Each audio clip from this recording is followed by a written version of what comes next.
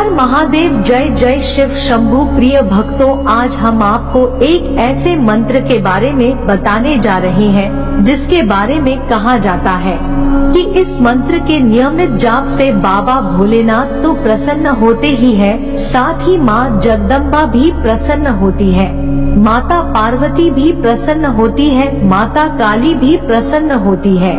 यह मंत्र इतना शक्तिशाली मंत्र है कि इस मंत्र का जो बखान है वह हमारे वेदों में भी है और इस मंत्र की जो महिमा है वहाँ पर स्पष्ट रूप से आपको मिल जाएगी। आयुर्वेद में इसके बारे में विस्तार से बताया गया है कि यह मंत्र जो है वह कितना प्रभावशाली मंत्र है। इस मंत्र के अनगिनत फायदे हैं। मात्र 108 बार अगर आप रोज इस मंत्र का जाप करते हैं तो भगवान शिव और माता पार्वती की कृपा आपके ऊपर होती है, माँ काली की कृपा आपके ऊपर होती है, माँ दुर्गा की कृपा आपके ऊपर होती है। यह मंत्र है और यह मंत्र बहुत ज्यादा शक्तिशाली मंत्र है के माध्यम से माता पार्वती और भगवान शिव दोनों जो है वह प्रसन्न होते हैं। इस मंत्र की महिमा अनंत है। ऐसा मान्यता है कि इस मंत्र को अगर कोई 108 बार जपता है तो वह व्यक्ति इस लोक को त्याग कर भगवान शिव के धाम को जाता है और भगवान शिव के चरणों में उसे स्थान मिलता है। उस व्यक्ति को मोक्ष की प्राप्ति होती है। इस मंत्र के नियमित जाप से भक्तों के कोई भी संकट हो भक्तों के ऊपर वह समाप्त हो जाते हैं और भगवान शिव जैसे अपने भक्तों पर कृपा करते हैं उसी प्रकार आप पर भी कृपा करेंगे। जिस प्रकार भगवान शिव ने समुद्र मंथन से निकले हलाहल विष को पीकर संसार को जीवन दान दिया, उसी प्रकार से इस मंत्र के माध्यम से भगवान शिव आप पर कृपा करते हैं और आपकी रक्षा करते हैं। इस मंत्र को अगर कोई व्यक्ति लगातार जप करता है तो उस व्यक्ति के जीवन में आ रहे सभी संकट, सभी बीमारियों से वह छुटकारा पा लेता है। इस मंत्र के नियमित जाप से आप पर भगवान शिव की विशेष कृपा प्राप्त होती है, भगवान शिव के गण प्राप्त होते हैं, भगवान शिव की जो ऊर्जा है उनका अंश प्राप्त होता है। इस मंत्र को अगर आप नियमित जप करते हैं तो आपकी एकाग्रता बढ़ती है, साथ ही आपका भौतिक जीवन जो है वह सुख में बनता है। आपके पति और पत्नी के बीच में जो एक दृढ़ प्रेम उत्पन्न होता है, साथ ही बहुत ही सुंदर गुण आपके अंदर भगवान शिव के उत्पन्न होते हैं। इस मंत्र के नियमित जाप से आपकी आत्मा की शुद्धि होती है और साथ ही इस मंत्र का अगर आप नियमित जाप करते हैं तो आपके शरीर में अगर कहीं पर भी कोई नकारात्मक ऊर्जा है तो वह नष्ट हो जाती है। कहा जाता है इस मंत्र के नियमित जाप करने से आपकी कुंडली भी जागृत होती है। इस मंत्र को जब आप जप करते हैं तो आपके शरीर में एक अलग सी कंपन होती है, आपके रोंगटे खड़े हो जाते हैं, आपकी आंखों में आंसू आने शुरू हो जाते हैं, आपका ध्यान एकाग्र हो जाता है और आपको ऐसा लगता है जैसे आपके शरीर में एक बिजली सी दौड़ गई हो। साथ ही इस मंत्र के जप से आपका भौतिक जीवन पूर्ण रूप से सुखमय बनता है, क्योंकि इस मंत्र में भगवान शिव और माता पार्वती दोनों का नाम है, दोनों सम्मिलित है। तो इस मंत्र के जप से जिस प्रकार माता पार्वती रहते उसी प्रकार आप पर भी भगवान शिव कृपा करते हैं और आपका गृहस्थ जीवन जो है वह सुखमय बनता है। इसलिए इस मंत्र को जरूर पढ़ना चाहिए। इस मंत्र के माध्यम से भगवान शिव बहुत जल्दी प्रसन्न होते हैं और अपने भक्तों कृपा करते हैं। भगवान शिव को तुरंत प्रसन्न करने का अगर कोई माध्यम है तो वह यह मंत्र है। इस मंत्र को अगर आप 108 बार मात्र 15 दिन जप ले तो यह मंत्र आपको विचित्र अनुभव देगा, जो अनुभव कभी जिंदगी में आपने नहीं करे होंगे। इस मंत्र से आपको भगवान शिव के होने का एहसास होगा और बाबा भोलेनाथ बहुत दयालु है। वह अपने भक्तों पर बहुत जल्दी प्रसन्न होते हैं। तो प्रिय भक्तों, इस मंत्र का जाप कीजिए और अपने जीवन को और भी ज्यादा खुशहाल बनाएं, ताकि भगवान शिव और माता की जगदम्बा की कृपा पर आपके घर परिवार पर सदा बनी रहे। तो प्रिय भक्तों, आइए जानते हैं यह मंत्र कौन सा है। लेकिन उससे पहले अगर आप भी चाहते हैं कि भगवान भोलेनाथ की कृपा आप पर सदा सर्वदा बनी रहे, तो इस वीडियो को दिल से एक लाइक अवश्य करें और कमेंट बॉक्स में नमः शिवाय लिखना बिल्कुल नहीं भूले। तो प्यारे भक्तों, मंत्र कर्पूर गौरम करुणावतारम संसार सारम भुजगेन्द्रहारम सदा वसन्तं हृदयारविन्दे भवं भवानी सहितं नमामि। कर्पूर गौरम करुणावतारम संसार सारम भुजगेन्द्रहारम सदा वसन्तं हृदयारविन्दे भवं भवानी सहितं नमामि। कर्पूर गौरम करुणावतारम संसार सारम भुजगेन्द्रहारम सदा वसन्तं हृदयारविन्दे भवं भवानी सहितं नमामि। कर्पूर गौरम करुणावतारम संसार सारम भुजगेन्द्रहारम सदा वसन्तं हृदयारविन्दे भवं भवानी सहितं नमामि।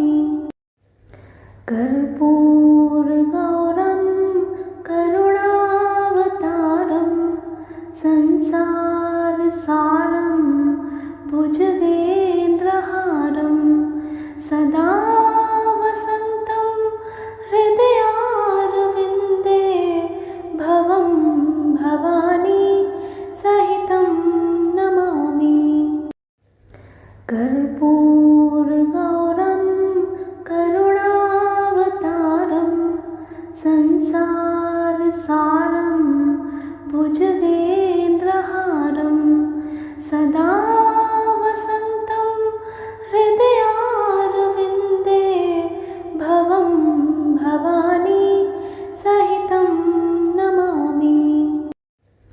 कर्पूर गौरम करुणावतारम संसार सारम भुजगेन्द्रहारम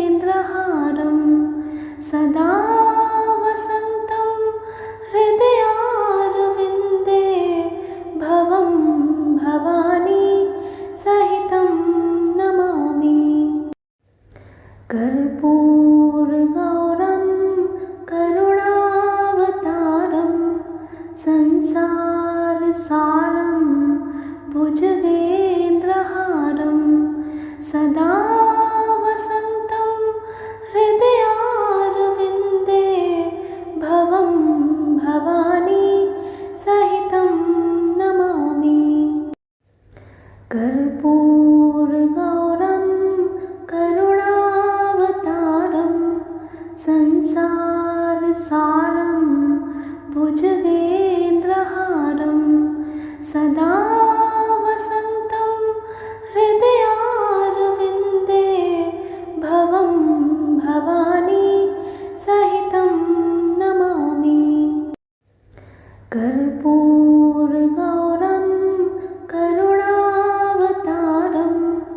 संसार सारम भुजगेन्द्रहारम सदा वसन्तं हृदयारविन्दे भवं भवानी सहितं नमामि। कर्पूर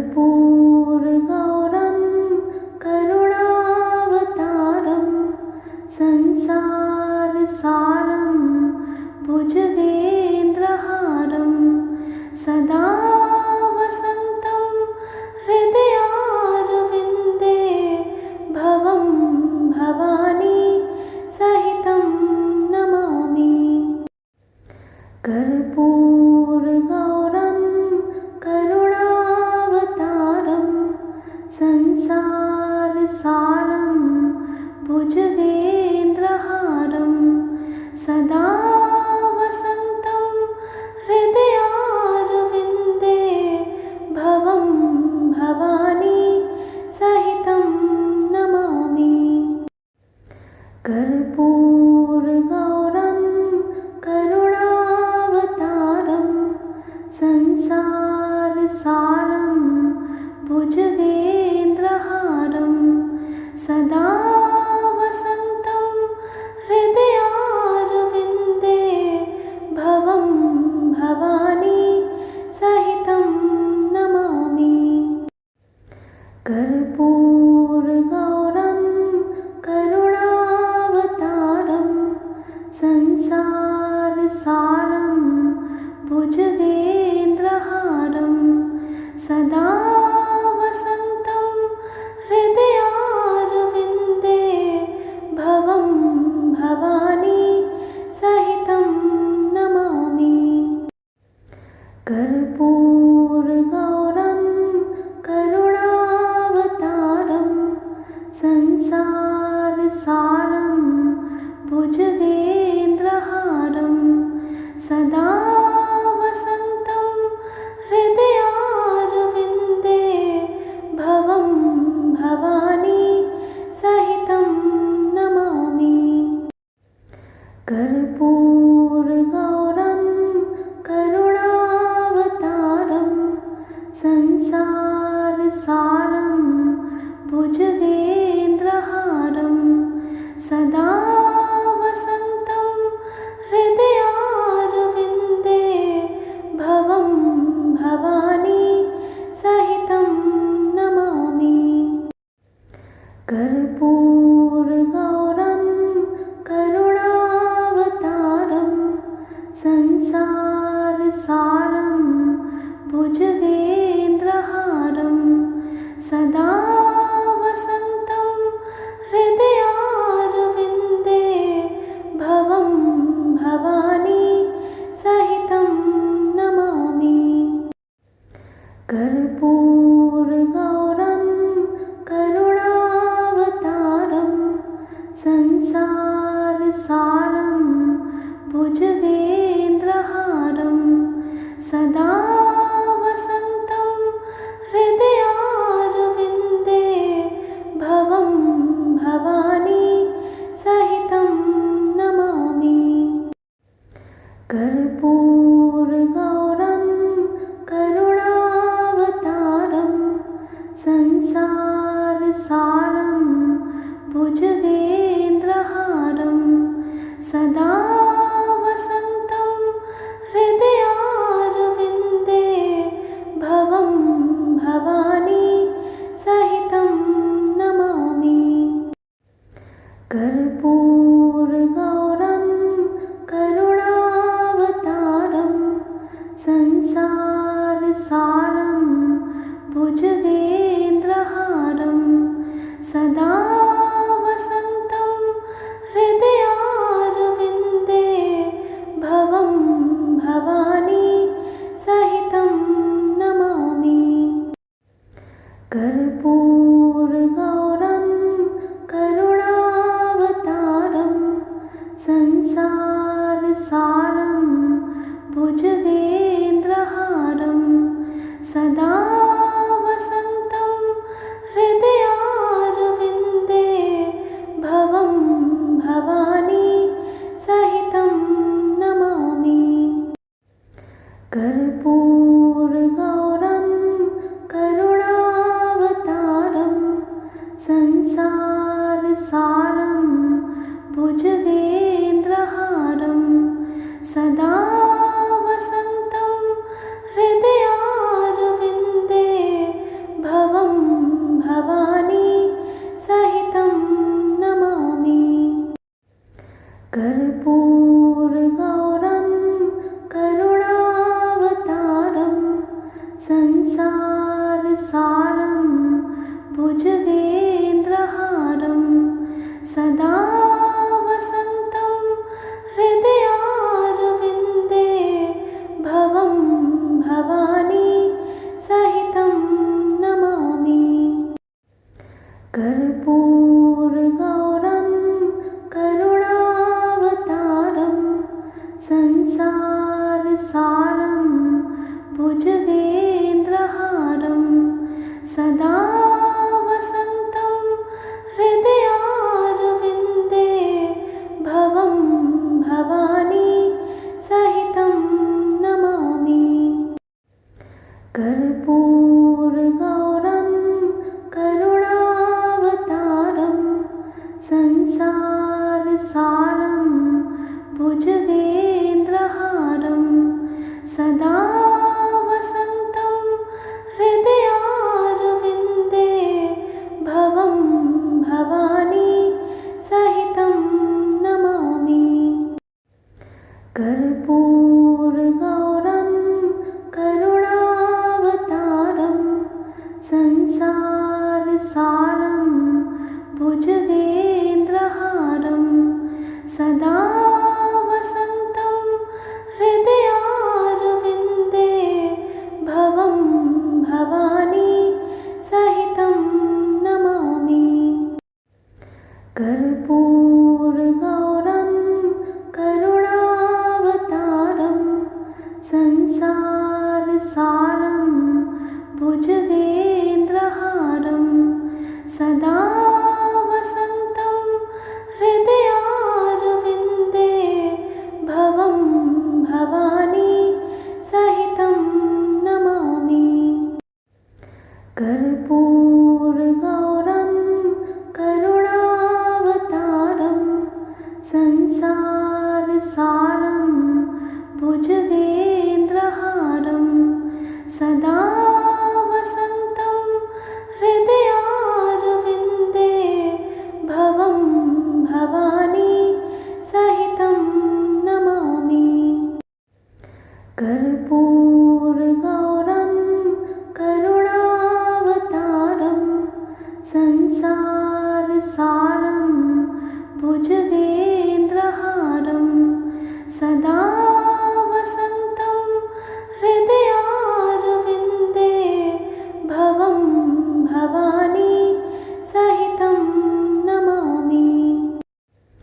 कर्पूरगौरं करुणावतारं संसारसारं भुजगेन्द्रहारं सदा वसन्तं हृदयारविन्दे भवं भवानी सहितं नमामि।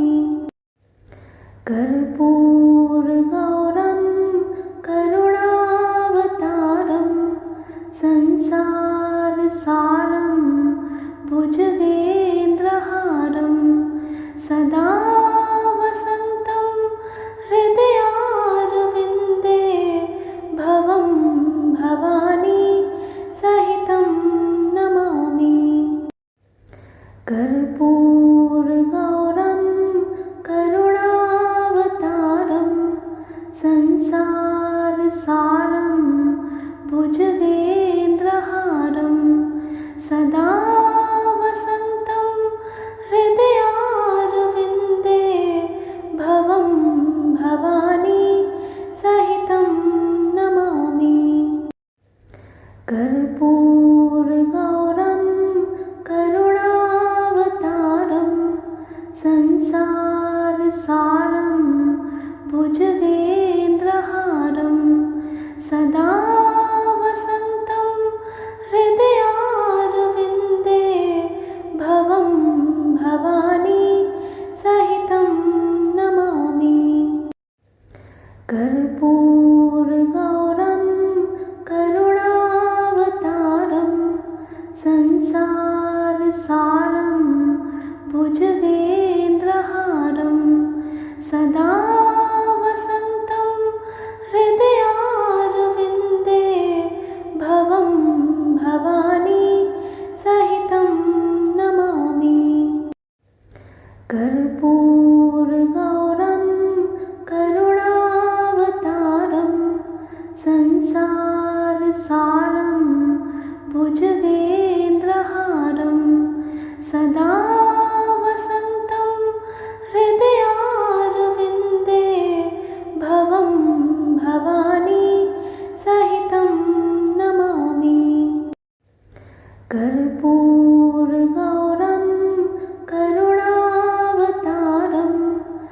संसारसारं भुजगेन्द्रहारं सदा वसन्तं हृदयारविन्दे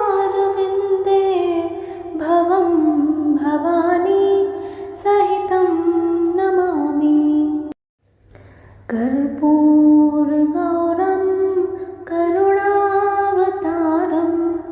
संसारसारं भुजगेन्द्रहारं सदा वसन्तं हृदयारविन्दे भवं भवानी सहितं नमामि। कर्पूरगौरं करुणावतारं संसारसारं भुजगेन्द्रहारं सदा वसन्तं हृदयारविन्दे भवं भवानी सहितं नमामि। कर्पूरगौरं करुणावतारं संसारसारं भुजगेन्द्रहारं सदा वसन्तं हृदयारविन्दे भवं भवानी सहितं नमामि। कर्पूरगौरं करुणावतारं संसारसारं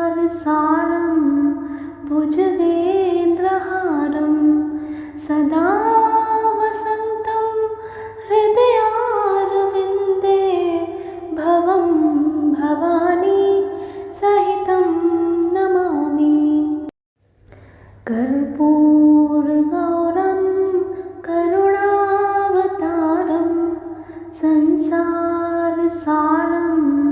भुजगेन्द्रहारं सदा वसन्तं हृदयारविन्दे भवं भवानी सहितं नमामि। कर्पूरगौरं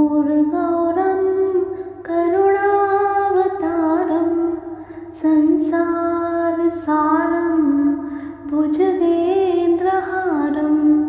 सदा वसन्तं हृदयारविन्दे भवं भवानी सहितं नमामि।